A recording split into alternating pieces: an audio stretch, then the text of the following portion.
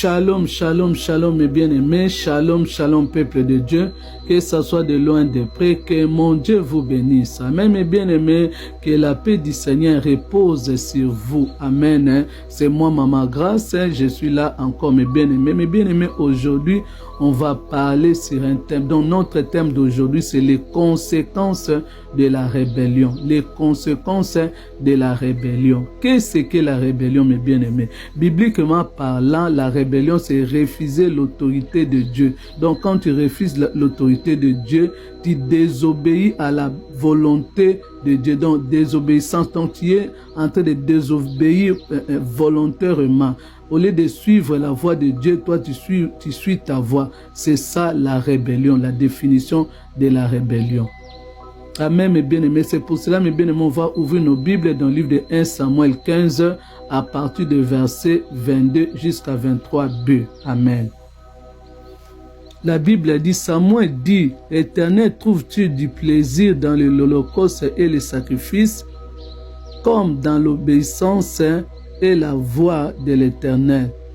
Voici l'obéissance vaut mieux que les sacrifices, et l'observation de sa parole vaut mieux que la graisse du bélier. » À 23, car la désobéissance est aussi coupable que la divination. Amen. Dans la Bible anglophone, ils ont dit car la désobéissance est aussi coupable que la sorcellerie. C'était la parole de l'Éternel. Amen, mes bien-aimés. Alléluia. Notre Dieu est bon.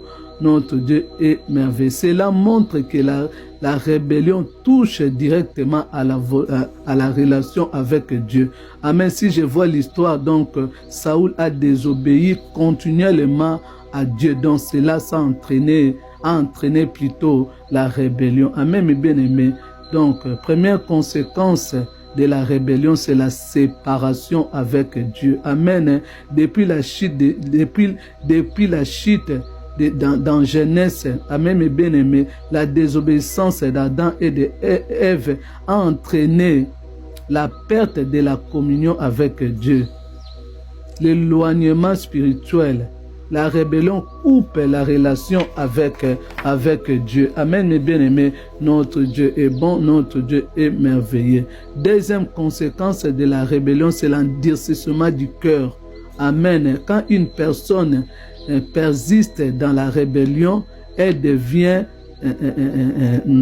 moins sensible à Dieu. Amen, mes bien-aimés. Sa conscience s'endurcit.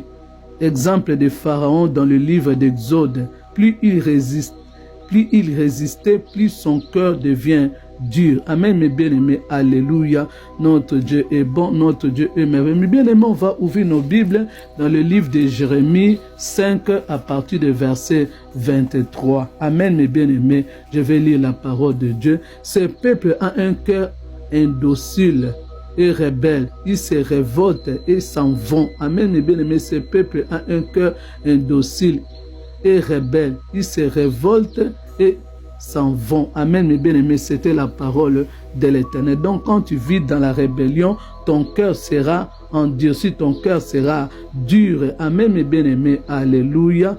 Notre Dieu est bon, notre Dieu est merveilleux. Troisième conséquence de la rébellion, c'est le jugement de Dieu. Amen, mes bien-aimés. Donc, quand tu vis dans la rébellion, tu seras jugé. Amen, mes bien-aimés. La Bible enseigne que Dieu est patient, mais aussi juste. Amen. Romains explique que la rébellion persistante attire le jugement. Amen, mes bien-aimés. La condamnation n'est pas immédiate, mais elle devient inévitable sans repentance, comme Israël dans le désert. Amen, mes bien-aimés. Alléluia. Notre Dieu est bon, notre Dieu est merveilleux. Donc, quand tu vis dans la rébellion, il y aura le jugement de Dieu. Amen, mes bien-aimés. Alléluia. Notre Dieu est bon.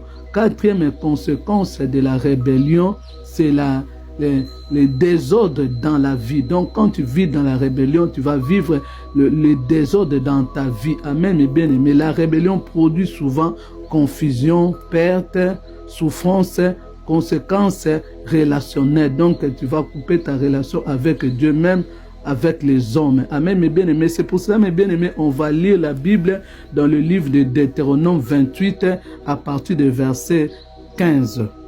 Je lis la parole de Dieu. Mais si tu obéis point à la voix de l'Éternel, ton Dieu, si tu observes pas et ne mets pas en pratique tous ces commandements et toutes ces lois que je t'ai prescrites aujourd'hui, voici toutes les malédictions qui viendront sur toi et qui seront ton partage. Mes bien-aimés, c'était la parole de l'Éternel. Donc, mes bien-aimés, quand tu vis dans la rébellion, amen, la vie sera en désordre. Tu vas vivre la confusion, tu vas vivre le perte, tu vas vivre dans la souffrance et tu vas perdre même tes relations avec les hommes, même les relations avec Dieu. Amen, mes bien-aimés. Exemple, le peuple d'Israël dans le désert, dans le livre des Nombres, les rébellions les a empêchés d'entrer rapidement dans leur promesse de Dieu. Amen, mes bien-aimés. Alléluia. Et cinquième conséquence de la rébellion, c'est la mort spirituelle et la mort physique. Amen, mes bien-aimés. Alléluia. La Bible dit dans le livre des Romains que le salaire du péché, c'est la mort.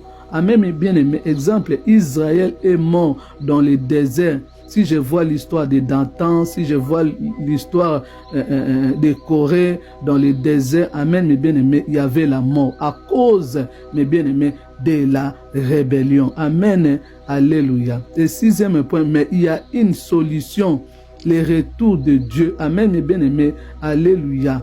Amen, il y a une solution. Quand tu retournes à Dieu, amen, la Bible ne s'arrête jamais au jugement. Amen, mes bien-aimés, jamais, pas du tout. Alléluia. Mais avec Jésus, le pardon est possible. Avec Jésus, la relation peut être restaurée. Amen, mes bien-aimés. Avec Jésus, la condamnation peut être annulée. Comme la Bible dit dans le livre de Romains 1. Il n'y en a plus de condamnation pour tous ceux qui sont en Jésus. Amen, mes bien-aimés. Mais la clé de toutes ces choses-là, c'est la repentance et la foi. Amen, mes bien-aimés. Notre Dieu est bon, notre Dieu est merveilleux. Amen, mes bien-aimés. Si je vois bien simplement, la rébellion entraîne, amen, mes bien-aimés, 1. Séparation avec Dieu. 2. Endurcissement du cœur. 3. Le jugement de Dieu. 4.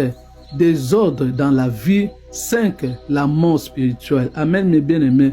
Mais Dieu offre toujours une issue par Jésus-Christ. Donc Dieu ouvre toujours les chemins par Jésus-Christ. Mes bien-aimés, c'était la parole de l'Éternel. Ce que je voulais partager avec vous cet après-midi, c'est ça. C'était moi, évangéliste, Grâce Kalala. Au revoir, au Fidazim. Bye, tchuss. God bless.